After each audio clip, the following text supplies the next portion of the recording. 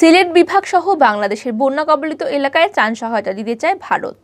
রোববার ১৯ জুন নয়াদিল্লিতে অনুষ্ঠিত বাংলাদেশ ভারত যৌথ পরামর্শক কমিশন জেসিসির সপ্তম বৈঠকে এই বিষয়ে আলোচনা হয়। এই বৈঠকে বাংলাদেশ প্রতিনিধি দলের নেতৃত্বে ছিলেন পররাষ্ট্রমন্ত্রী ডক্টর এ.কে আব্দুল মোমেন।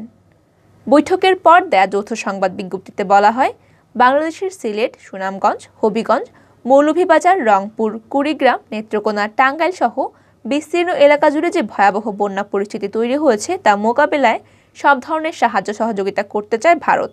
দিল্লির বৈঠকে বিদেশমন্ত্রী এই বার্তাটা স্পষ্ট করেছেন। বাংলাদেশে অনেকেই ভারত থেকে আসা পানির প্রবাহকে দায়ী করছেন। সোশ্যাল মিডিয়াতে এই নিয়ে প্রশ্ন তুললে ব্যাপক সমালোচনা করেছেন। এই পটভূমিতে দিল্লি হয়তো বিষয়টি খোলাসা করল।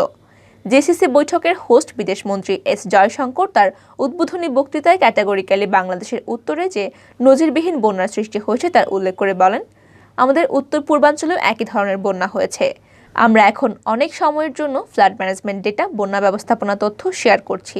এই অবকাশে আমি এটাও বলতে চাই, আপনাদের দেশে বন্যা মোকাবেলায় বা ত্রাণ অভিযানে ভারত যদি সুনির্দিষ্ট কোনোভাবে সাহায্যে আসতে পারে, তাহলে সেই সমর্থনসূচক ভূমিকা নিতে পারলে আমরা আনন্দিত হব। আমাদের দুই দেশের বন্ধুত্বপূর্ণ সম্পর্কের সঙ্গে সাদৃশ্য রেখেই আমরা কাজ করতে চাই।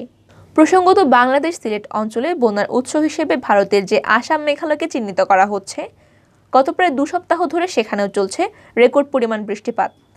আসামের ৩০টি জেলার ৩২ লাখের বেশি মানুষ এখন বন্যা কবলিত। ১.৫ লাখ মানুষ আশ্রয় নিয়েছেন বন্যা ত্রাণ শিবিরে। ব্রহ্মপুত্র ও বরাকের মতো প্রধান নদীগুলো বেশিরভাগ জায়গাতেই বিপদসীমার উপর দিয়ে প্রবাহিত হচ্ছে।